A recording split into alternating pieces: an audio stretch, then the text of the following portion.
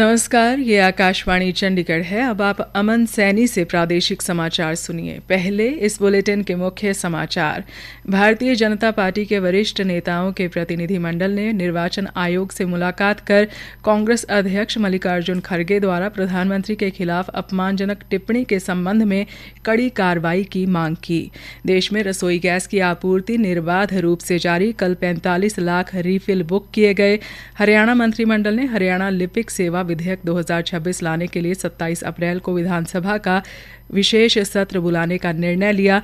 मुख्यमंत्री नायब सिंह सैनी ने प्रधानमंत्री के खिलाफ अपमानजनक टिप्पणी के लिए कांग्रेस की आलोचना की, विपक्षी दलों को महिला विरोधी बताया और विधानसभा उपाध्यक्ष डॉक्टर कृष्ण मीणा ने जींद के पॉलीक्लिनिक का औचक निरीक्षण किया। चिकित्सक और कई कर्मचारी ड्यूटी से गैर हाजिर पाए गए। अब समाचार विस्तार से। भारतीय जनता पार्टी के वरिष्ठ नेताओं निर्मला सीतारमण, किरेन रिजिजू, अर्जुन राम मेघवाल और अरुण सिंह सहित एक प्रतिनिधिमंडल ने कांग्रेस अध्यक्ष मल्लिकार्जुन खड़गे द्वारा प्रधानमंत्री नरेंद्र मोदी के खिलाफ कथित अपमानजनक टिप्पणी के संबंध में आज निर्वाचन आयोग से मुलाकात की। प्रतिनिधिमंडल ने आयोग से कड़ी कार्रवाई की मांग की और कांग्रेस अध्यक्ष से देश से माफी मांगने को कहा। बैठक के बाद संवाददाताओं से बातचीत में श्री रिजिजू ने कहा कि प्रतिनिधिमंडल ने मल्लिकार्जुन खड़गे पर कड़ी कार्रवाई की मांग की है। देश का प्रधानमंत्री, दुनिया में एक बहुत मजबूत नेता, लोकतंत्र का प्रतीक प्रधानमंत्री नरेंद्र मोदी जी को मानते हैं। हमने कमीशन को रिक्वेस्ट किए हैं कि देश का कोई भी पॉलिटिकल पार्टी अगर इस तरह का भाषा का प्रयोग करेंगे, सख्ती से सख्ती कार्रवाई किया जाए। और हमने ये भी मांग किया है कि मल्लिकार्जुन खड़गे जी पूरा देश के लोगों से माफी मांगे। केंद्र सरकार ने कहा है कि देश में तेल और गैस की आपूर्ति सामान्य है। पश्चिम एशिया संघर्ष पर आज नई दिल्ली में आयोजित अंतर मंत्रालय ब्रीफिंग को संबोधित करते हुए पेट्रोलियम और प्राकृतिक गैस मंत्रालय की संयुक्त सचिव सुजाता शर्मा ने कहा कि पेट्रोल, डीजल, प्राकृतिक गैस और घरेलू एलपीजी की आपूर्ति बिना बाधा हो रही है। डोमेस्टिक एलपीजी की सप्लाई नॉर्मल है और किसी भी डिस्ट्रीब्यूटर पर कोई ड्राई आउट रिपोर्टेड नहीं है। लगभग 94% सिलेंडर्स की डिलीवरी ऑथेंटिकेशन कोड के द्वारा की जा रही है। कल 45 लाख के करीब बुकिंग हुई, जिसके सापेक्ष लगभग 51 लाख डोमेस्टिक एलपीजी सिलेंडर्स की डिलीवरी की गई है। उद्योग और आंतरिक व्यापार संवर्धन विभाग की संयुक्त सचिव निधि केसरवानी ने कहा कि पेट्रोलियम और विस्फोटक सुरक्षा संगठन के तहत विभाग ने ईंधन और गैस की निर्बाध आपूर्ति सुनिश्चित करने के लिए कई आदेश जारी किए हैं। उन्होंने बताया कि संपीड़ित और प्राकृतिक गैस तथा बायोगैस के अंतर्गत वितरण केंद्रों को लाइसेंस देने की प्रक्रिया में तेजी लाई गई है।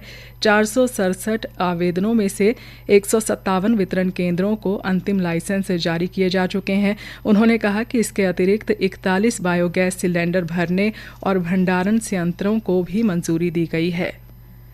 हरियाणा मंत्रिमंडल ने 27 अप्रैल को विधानसभा का विशेष सत्र बुलाने का निर्णय लिया है। इस सत्र में हरियाणा लिपिक सेवा विधेयक 2026 लाया जाएगा।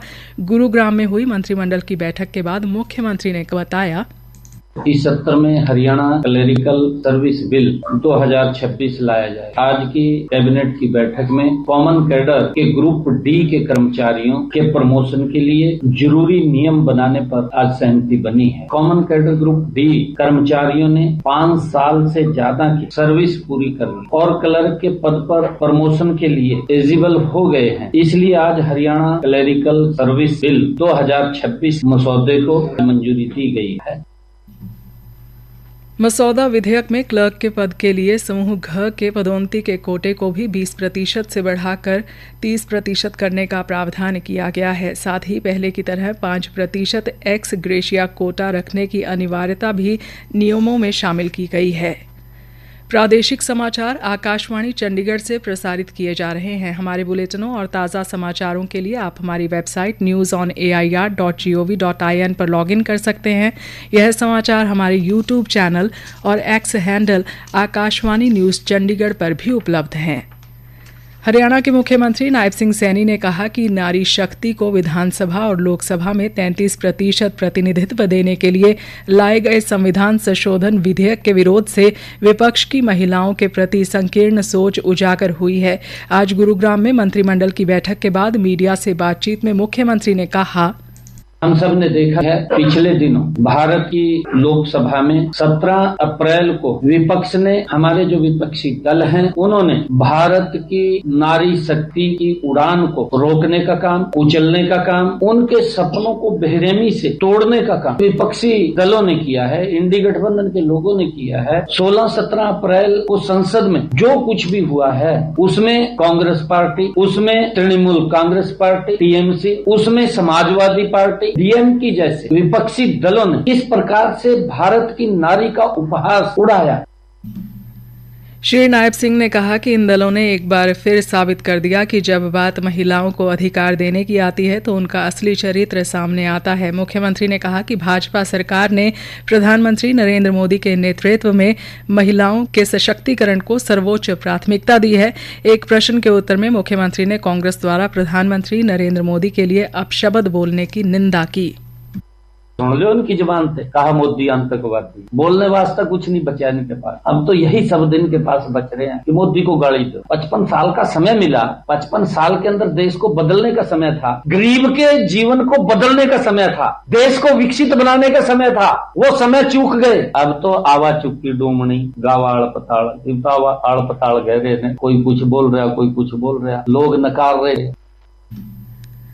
मुख्यमंत्री ने कहा कि धारा 370 नक्सलवाद जैसी समस्याएं जो कांग्रेस ने खड़ी की थी उनका समाधान प्रधानमंत्री नरेंद्र मोदी लगातार कर रहे हैं। एक अन्य प्रश्न के उत्तर में मुख्यमंत्री ने कहा कि बंगाल में एक तरफा माहौल है, आने वाले समय में बंगाल में बदलाव होगा। इतना ही नहीं, पंजाब में भी आने वाला समय कमल का है। विधानसभा उपाध्यक्ष डॉक्टर कृष्ण मीडा ने उपायुक्त मोहम्मद इमरान रजा एवं सिविल सर्जन सुमन कोहली के साथ आज जींद के पॉलीक्लिनिक का औचक निरीक्षण किया। निरीक्षण के दौरान कई चिकित्सक और स्टाफ अपनी ड्यूटी से अनुपस्थित मिले। पंचकर्मा विभाग पिछले लगभग 20-25 दिनों से पूरी तरह बंद पाया गया। मीडिया से बातचीत में डॉक्टर मीडा ने कहा कि उन्हें जनता से लगातार शिकायतें मिलने पर आज अचानक निरीक्षण किया गया। उन्होंने बताया कि मौके पर न तो पर्याप्त चिकित्सक मौजूद थे और न ही सफाई व्यवस्था संतोषजनक थी। कई कर्मचारी अनुपस्थित थे पर उनकी अनुपस्थिति दर्ज नहीं की गई थी। उन्होंने बताया कि कुछ चिकित्सक जिनकी ड्यूटी पॉलीक्लिनिक में होनी चाहिए थी वे नागरिक अस्पताल में मौजूद पाए गए। इसके अलावा संस्थान के सीसीटीवी कैमरे भी लंबे समय से बंद पाए गए, जिससे पारदर्शिता और निगरानी पर सवाल खड़े होते हैं। मीडिया के एक सवाल के जवाब में उन्होंने कहा, मैं कहता हूँ वो नहीं गए, उनके एचओडी की तो गलती है ही है, मैं कब कह रहा हूँ कि उनकी नहीं है, लेकिन जो डॉक्टर वहाँ 25 दिन से 20 दिन से 30 दिन से बैठे हैं उनकी गलती है कि नहीं है। जब उनके ऑपरेटर्स यहाँ पड़े तो उनको यहाँ होना चाहिए था ना, वहाँ क्यों? वहाँ जब कुछ है ही नहीं तो वहाँ जाके करोगे क्या? तो कभी कोई अपना ऑर्डर दिखा रहा है, कोई ऑर्डर दिखा रहा है, अपने आप बना के अपनी रोटी अपनी दाल सेक के जा रहे, कुछ मर्जी करे जाए, ऐसी बात चलेगी और ये चीज गलत है। हरियाणा में गेहूं की खरीद सुचारू रूप से जारी है। पलवल अनाज मंडी में गेहूं की खरीद के बाद उठान भी समय पर किया जा रहा है। पलवल में मंडी समिति के अध्यक्ष पंकज विरमानी ने बताया, हमारी मंडी बहुत स्मूथ चल रही है और पिछली बार से थोड़ा सा गेहूं ज्यादा है मंडी में। अभी तक 4,70,000 क्विंटल गेहूं आ चुका है और गवर्नमेंट ने 4 लाख तक परचेज कर लिया है। और सबसे बड़ा विषय रहता है लिफ्टिंग, 3,84,000 हमारी लिफ्टिंग हो चुकी है। उससे खुशी की बात है कि किसानों के खाते में कल की डेट तक हमारे पलवल मंडी के 71 करोड़ रुपए खाते में आ चुके हैं। उन्होंने कहा कि किसानों को किसी भी प्रकार की कोई परेशानी नहीं आने दी जाएगी। हरियाणा में आज विश्व पृथ्वी दिवस पर लोगों को पर्यावरण संरक्षण के बारे जागरूक किया गया। कैथल जिला विधिक सेवा प्राधिकरण द्वारा इस अवसर पर शेरगढ़ के राजकीय वरिष्ठ माध्यमिक विद्यालय में विशेष जागरूकता एवं पौधारोपण कार्यक्रम आयोजित किया गया। कार्यक्रम में मुख्य न्यायिक दंड अधिकारी कमल कुमार ने विद्यार्थियों, शिक्षकों एवं अन्य कर्मचारियों के साथ मिलकर परिसर में पौधारोपण किया और पर्यावरण संरक्षण का संकल्प दिलाया। अंत में मुख्य समाचार एक बार फिर। भारतीय जनता पार्टी के वरिष्ठ नेताओं के प्रतिनिधि मंडल ने निर्वाचन आयोग से मुलाकात कर कांग्रेस अध्यक्ष मल्लिकार्जुन खड़गे द्वारा प्रधानमंत्री के खिलाफ अपमानजनक टिप्पणी के संबंध में कड़ी कार्रवाई की मांग की। देश में रसोई गैस की आपूर्ति निर्बाध रूप से जारी, कल 45 लाख रीफिल बुक किए गए।